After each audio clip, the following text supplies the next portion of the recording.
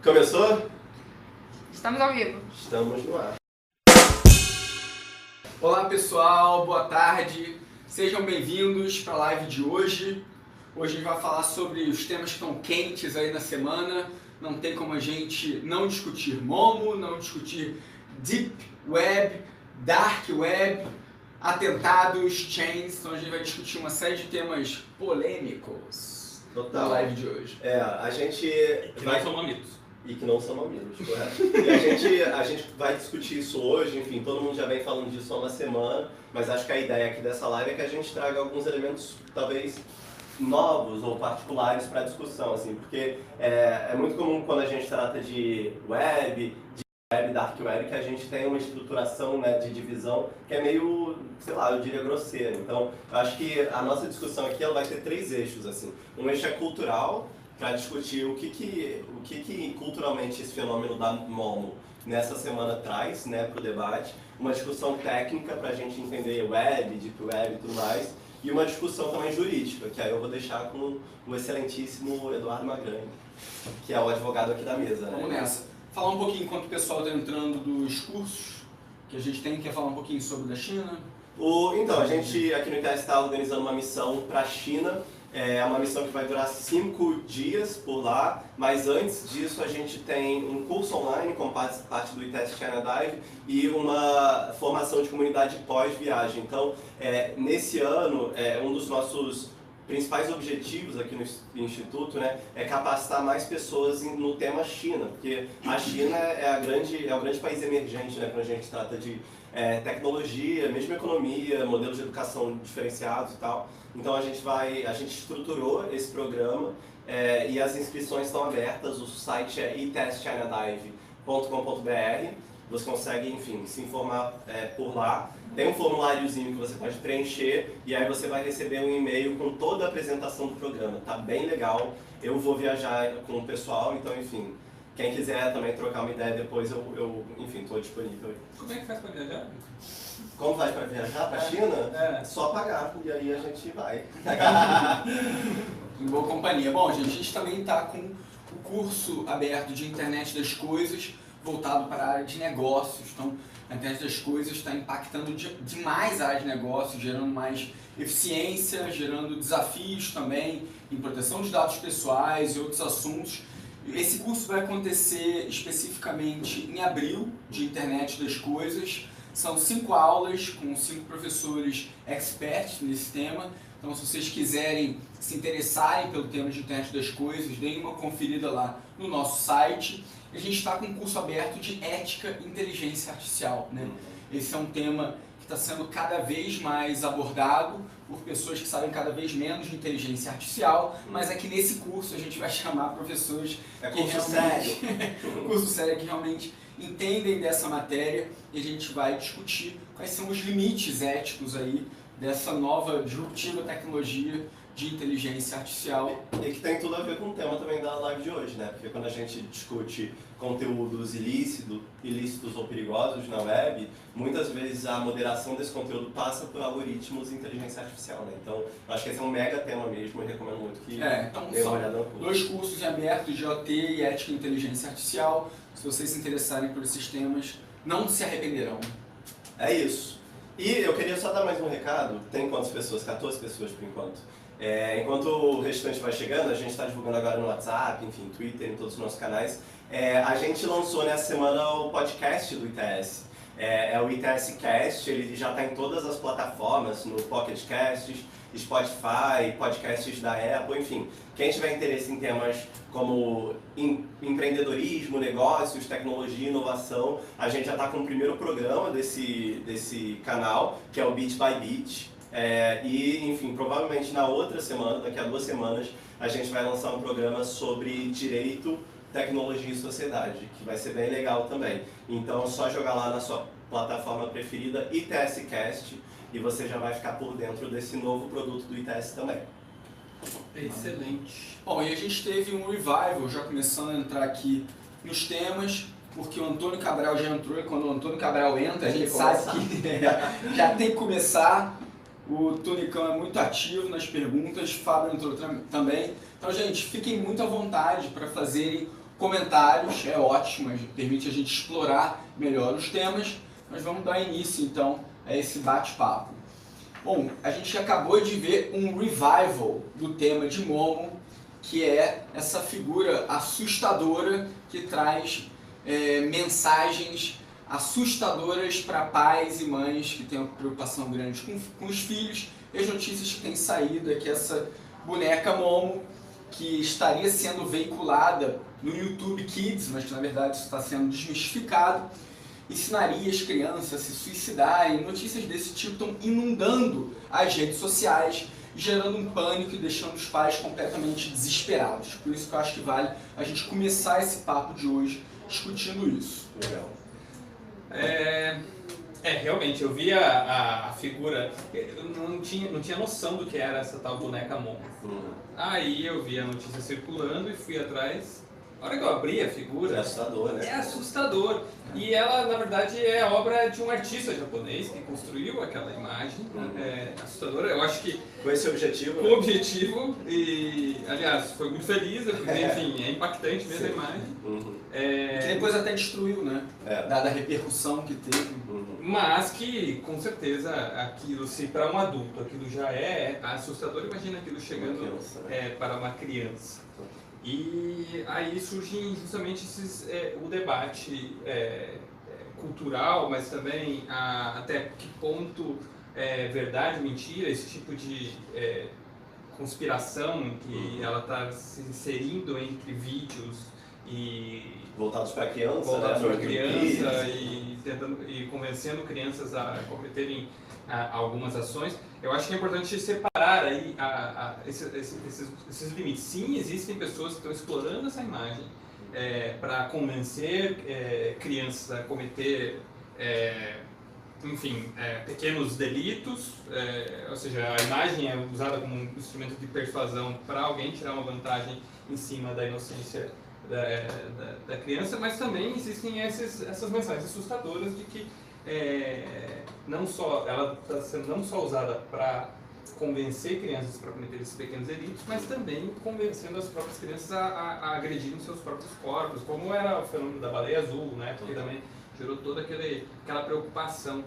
E aí, aproveitando esse gancho, para a gente contextualizar, para quem está chegando agora na discussão da Momo, na verdade, a Momo é um revival de um hoax, de um boato que já tinha vindo à tona no ano passado, igualmente assustador, e que volta agora com força total, porque o brasileiro tem memória curta também, né? Apesar de não ter sido restrito ao Brasil, mas que por tocar na emoção, né, dos pais, por gerar medo, gerar pânico, acaba viralizando. Mas nada mais é do que um boato, um hoax em inglês, como aconteceu com o caso da baleia azul.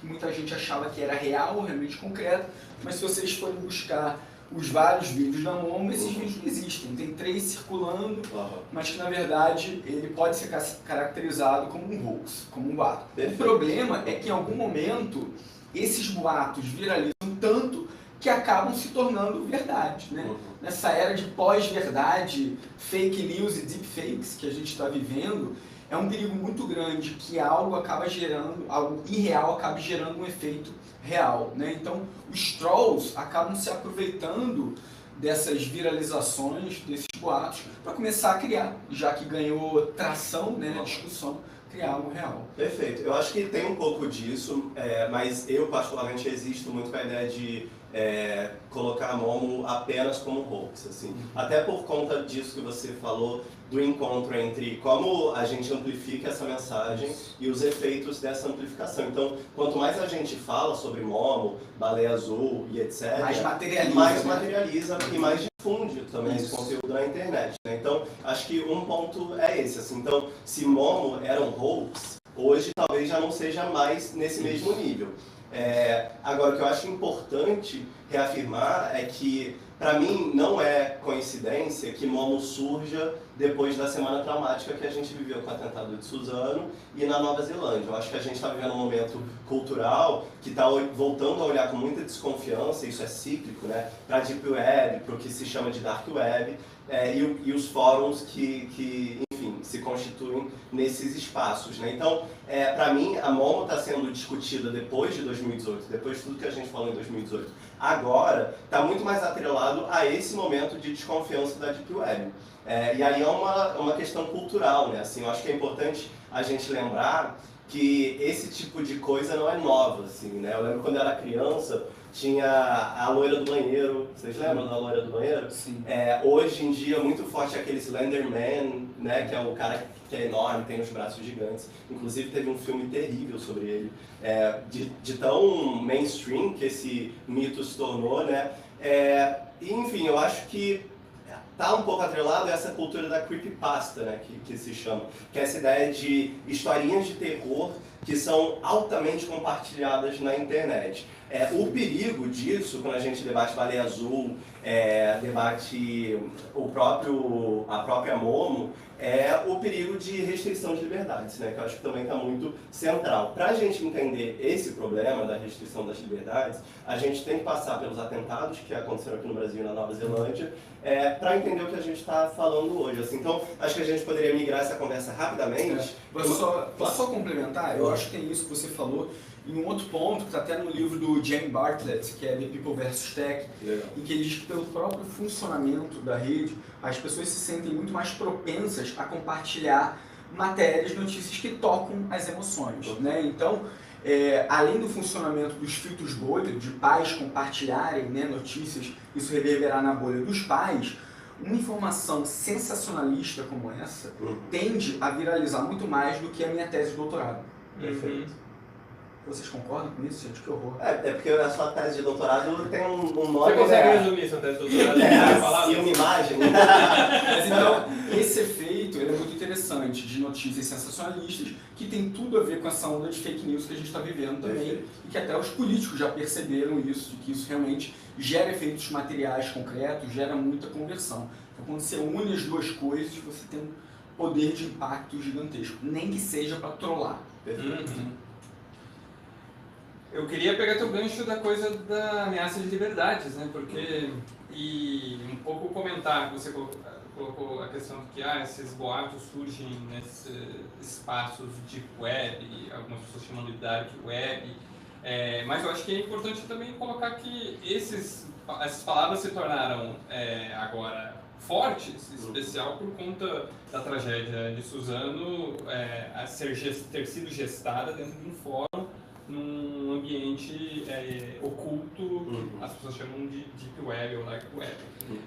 Mas ela não acontece só nesse espaço. Então, a Momo está circulando em grupos de WhatsApp de pais, de professores que, enfim, em tese está nessa camada pública da web. E aí vem aquele debate sobre restrição de conteúdos e até que ponto é possível controlar o que as pessoas estão vendo, compartilhando, e eu acho que esse é o ponto.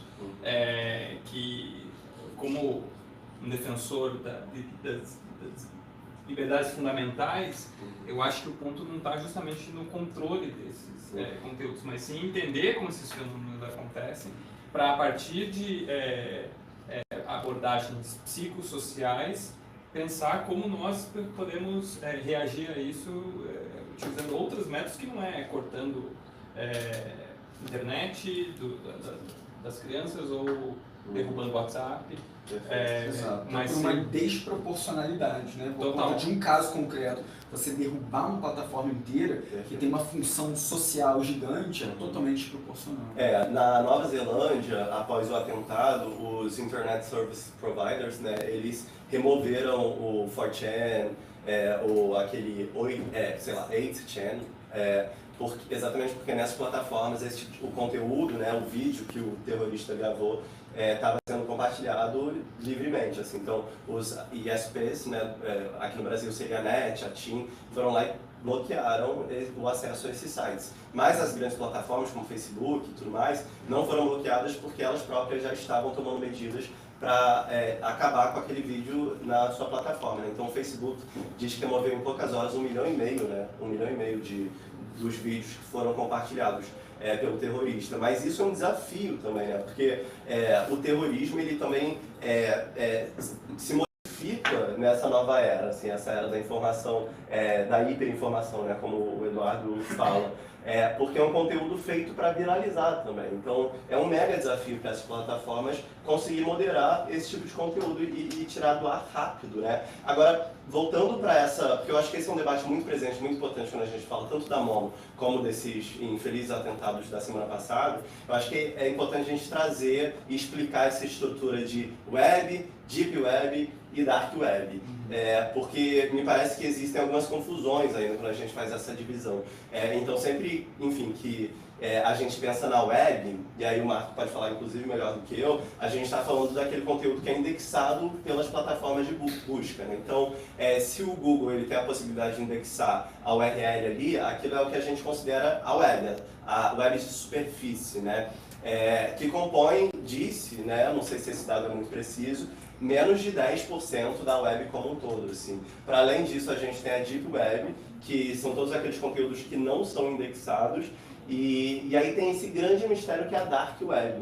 A Dark Web, para mim, em relação à Deep Web, está muito mais atrelada a uma distinção moral do que técnica. Eu acho que é possível fazer uma distinção entre Deep Web e Dark Web tecnicamente, do ponto de vista da dificuldade de acesso a determinados canais, da criptografia empregada neles e tudo mais, mas me parece que existe uma discussão que é muito atrelada a uma moral do que a uma tecnicidade. E isso para mim é uma questão, assim, como que a gente faz essa distinção? E aí eu acho legal a gente levantar um pouquinho das coisas que a gente tem ouvido sobre essas discussões, inclusive em entrevistas que a gente dá, etc.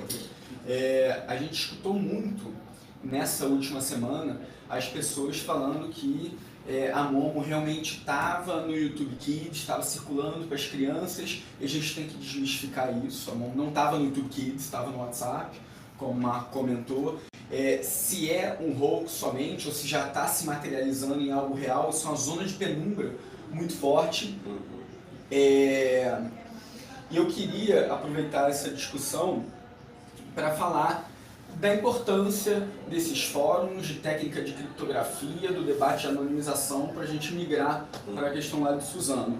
Eu vi que o Luiz Abraão está aqui, e aí você sabe que dá um quórum bom quando começa a entrar filósofo da tecnologia, né? Então eu falei do livro The People vs Tech, quem me indicou esse livro recém-lançado foi até o Luiz Abraão, e eu publiquei com ele recentemente um artigo sobre anonimato, especificamente, falando da tecnologia do Tor, falando sobre VPN, criptografia. Esse debate tem tudo a ver com isso. Por que eu citei como que a gente tem ouvido de entrevistas, etc? Porque uma coisa que eu escutei recentemente é que o que está na Deep Web para muita gente necessariamente está anonimizado. Isso não é verdade. Por isso que é importante passar um conceito para que as pessoas tenham isso mais claro. O que está na Deep Web é o que não aparece nos buscadores. Então, coisas que eu preciso digitar o nome de domínio, que a gente fazia na década de 90, né, digitando http://www.kd, que era o meu buscador favorito, que tinha um chapéuzinho em dezembro no Natal. Hoje as pessoas não buscam mais escrevendo o nome de domínio inteiro, as pessoas procuram algo nos buscadores. Se não aparece algo nos buscadores, esse algo praticamente não existe. E para não dizer que não existe, ele está na Deep Web, certo? Então isso, só por não estar indexado nos buscadores, já produz um efeito que dificulta demais esse acesso. Então, estar na Deep Web não significa que ninguém consegue achar a pessoa que está completamente anônimo, mas a gente tem camadas mais profundas do que a Deep Web. Eu queria te complementar, e até foi bom você trazer o debate anonimização, que é diferente de criptografia e ocultação, usando outras técnicas. E as pessoas acabam colocando tudo no mesmo balaio, né? Exato, e são coisas diferentes, mas eu acho que eu avançaria um pouco mais nessa definição de Deep Web e Web, em especial porque isso são convenções. Convencionou-se chamar dessa forma, porque na verdade, no fundo, são as mesmas coisas, são as mesmas tecnologias que estão interconectando e interpenetrando esses dois campos. Uma das definições que as pessoas chegam e colocam é que, de fato, se não está indexado, pode ser considerada parte da Deep Web. E que impactaria até e-mail, mensagem de WhatsApp, que não aparecem nos buscadores Exato. também. Né? E outras pessoas muitas vezes confundem Deep Web com Tor ou com outras tecnologias que, inclusive, eu vim até, aproveitando que a gente vai falar, eu trouxe até meu computador que tem um adesivo do Tor aqui. Já se entregando, né? Eu sou um navegador da Deep Web, mas na verdade é até legal você falar assim, se entregando, porque na verdade é a confusão que o pessoal faz. O cara usa o Tor, o cara é um cara da Deep Web. Exatamente. E se eu colocar uma touca preta, eu vou virar da Dark Web. Existe a demonização. Por isso que é legal a gente falar que algumas pessoas enquadram nesse conceito e-mail, mensagem WhatsApp, que muita gente quando pensa em Deep Web já demoniza logo o conceito, né? Não é verdade. Deep Web, na verdade, agora separando um pouco, colocar mais o Tor, né, que é essa confusão Deep Web e Tor. Algumas entrevistas que chegaram para a gente aqui no ITS traziam isso, assim, não, mas se você usa o Tor, você está na Deep Web, Você é criminoso? Você é criminoso ou não? Assim, o Tor, é bom se ressaltar e destacar, o Tor é uma tecnologia para garantia de privacidade no momento que você navega na internet. Você pode, inclusive, usar o Tor para acessar o que o pessoal chama de web normal. Eu posso buscar no Google usando o Tor. É claro que não se recomenda porque o Google tenta, de alguma forma, te traquear para adivinhar e inferir o que você está buscando, aquela coisa toda. Mas você usa o Tor como uma tecnologia para se proteger sua privacidade. E é claro que existem sujeitos maliciosos, criminosos, que muitas vezes utilizam dessas tecnologias de criptografia para ocultar ou apagar os seus rastros no cometimento de crimes.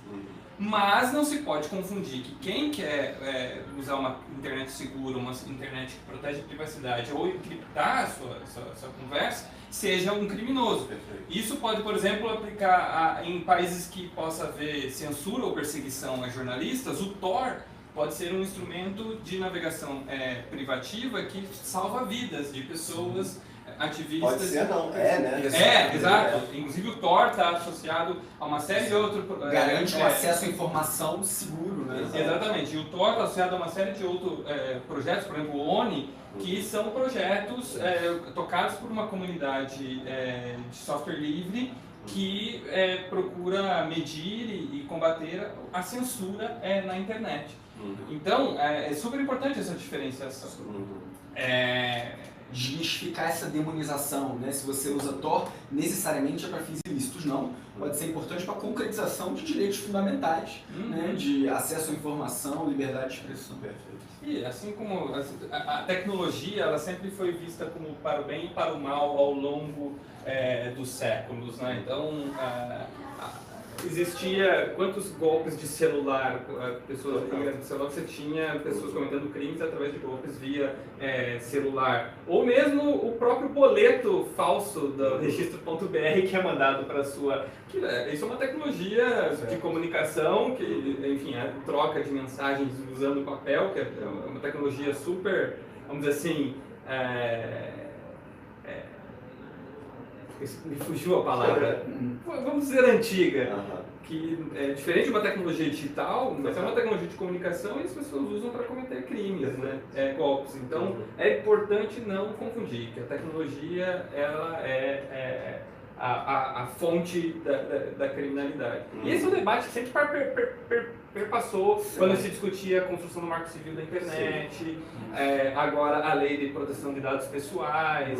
Então, quando se tem esse debate regulatório, é importante que esse debate venha justamente para desmistificar e fazer essa separação. Perfeito. E ainda que a gente use determinadas técnicas de anonimização ou pseudo-anonimização, não significa que seja impossível achar aquela pessoa. Tem técnicas para quebrar a criptografia, eventualmente até encontrar o IP quando você tem um IP embaralhado. Né? Quem não sabe que é um IP, vamos dar uma googlada aí, porque esse não está na Deep Web. Conceito. Isso é interessante porque o fórum que disse que os jovens que cometeram atentado em Suzano frequentavam, né, o Douglas Chan, um dos fundadores suspeitos, se eu não me engano, ele foi preso, né? Então é possível fazer esse traqueamento mesmo nesses espaços. Agora, voltando agora um pouco para o início da conversa, conectando esse debate com o Momo, né, eu acho que é muito fácil a gente cair nesse imaginário da Deep Web, da Dark Web, como esse espaço de criminalidade, né, esse espaço perigoso. E isso, para mim, remete muito a uma dimensão espacial da internet, né? Porque no passado a gente tinha esses mitos urbanos, né? A gente tinha o Homem do Saco, um monte de coisa assim, aquela rua escura que todo mundo tinha medo. Eu acho que, em alguma medida, a Deep Web ela traz um pouco esse espírito, esse imaginário do medo novamente, né? Mas o perigo agora é exatamente a gente usar esse momento para construir uma agenda de censura, uma agenda que vá criminalizar a criptografia, como por exemplo, como é um debate, né? Assim, ou navegadores como Tor. Né? Ou navegadores como Tor. E esse é um debate real que existe. Assim, pessoas querendo criminalizar a criptografia, que é a última fronteira para a manutenção das privacidades. Então, se algo mudou, algumas coisas mudaram, assim, mas se algo mudou de maneira grave, é a possibilidade de controle que a gente tem nesse espaço da internet. Então, em alguma medida, a Deep Web se encontra como última fronteira para a manutenção também desse espaço da privacidade que é, de novo, fundamental para a democracia. Falar isso não significa negar, obviamente, que grupos terroristas, grupos de ódio se reúnam nesses espaços. O que está em questão é como se deve lidar com isso. E a gente pode mergulhar mais fundo falando da Dark Web, então, agora.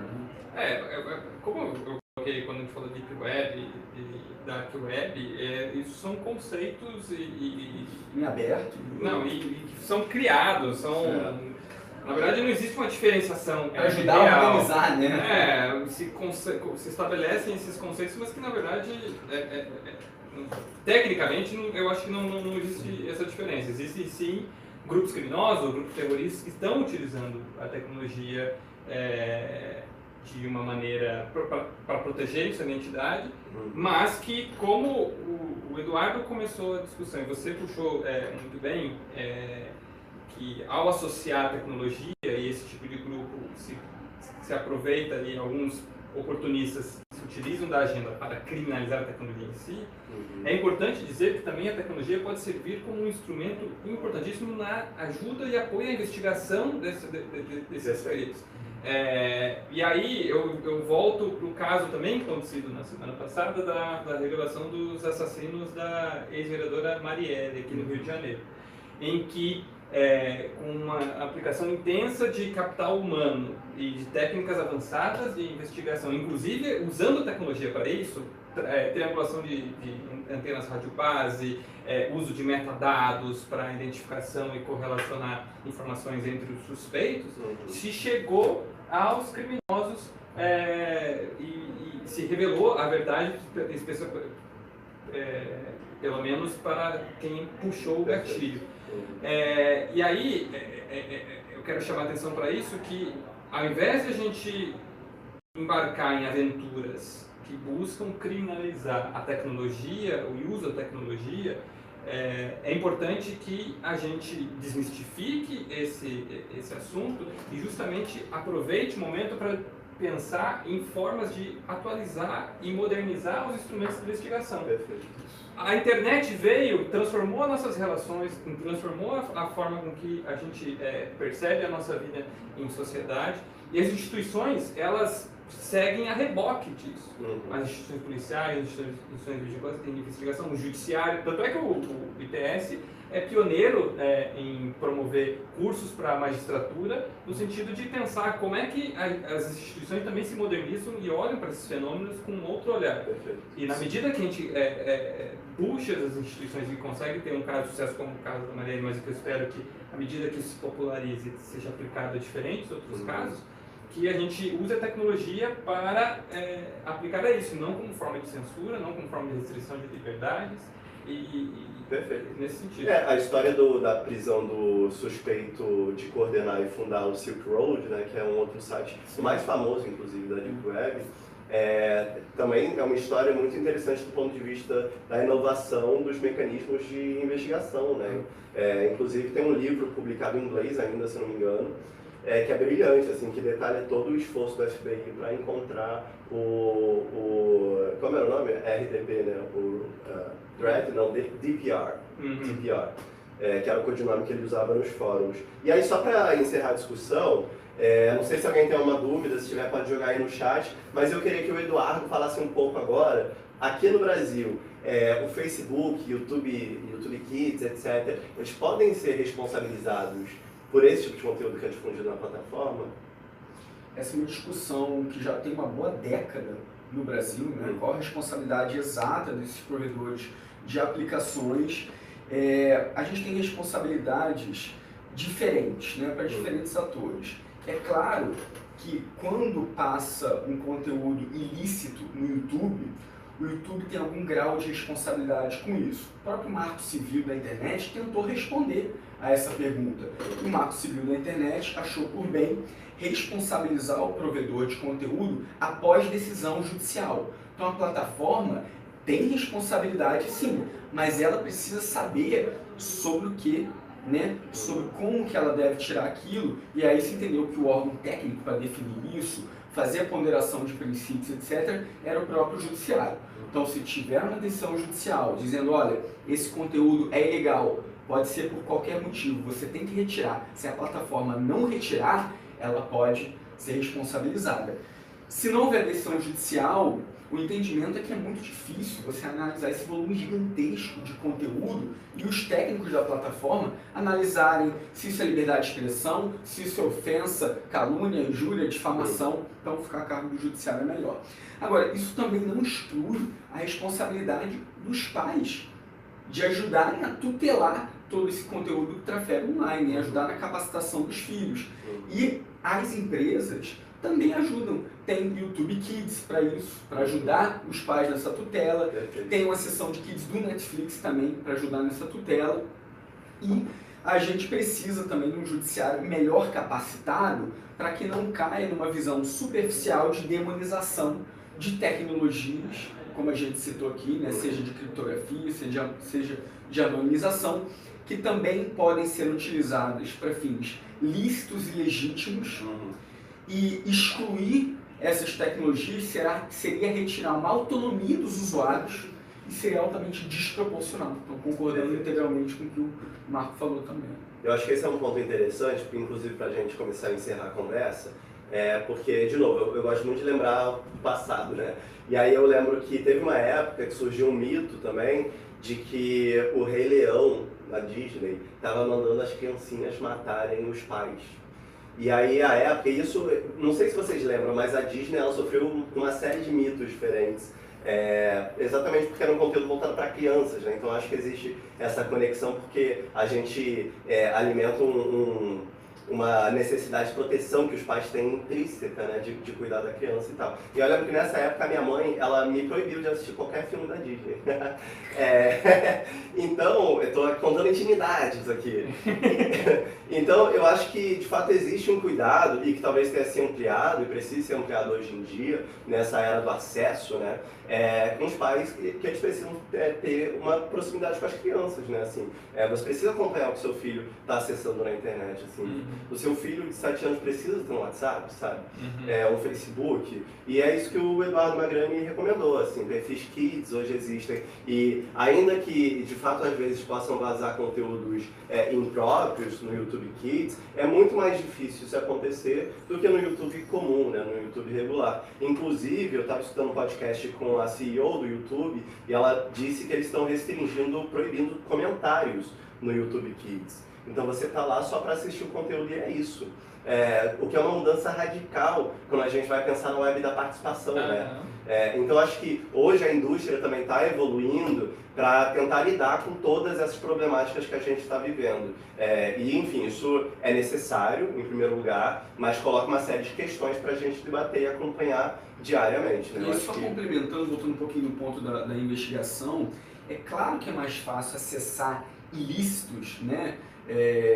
Na Deep Web ou na Dark Web, aí só pensando assim, se convencionou chamar de Dark Web, esses conteúdos acessados para fins de cometimento de ilícito, né? Para você comprar droga, para comprar armas, etc. Como o Marco falou, é uma convenção, se convencionou chamada de Dark Web. É mais fácil você encontrar, acessar conteúdos ilícitos na Dark Web, abaixo da Deep Web.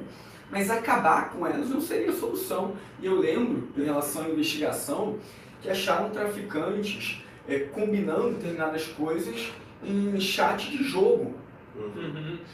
Usando uma criptografia provavelmente tosca, né? Exatamente! Vou levar aquele salmão pra gente. Vocês lembram desse caso? Não. Então ele não envolvia Dark Web, envolvia comunicação dentro de um jogo eletrônico, de um jogo aberto. Então o que tem que melhorar é o poder de investigação, muitas vezes. Né?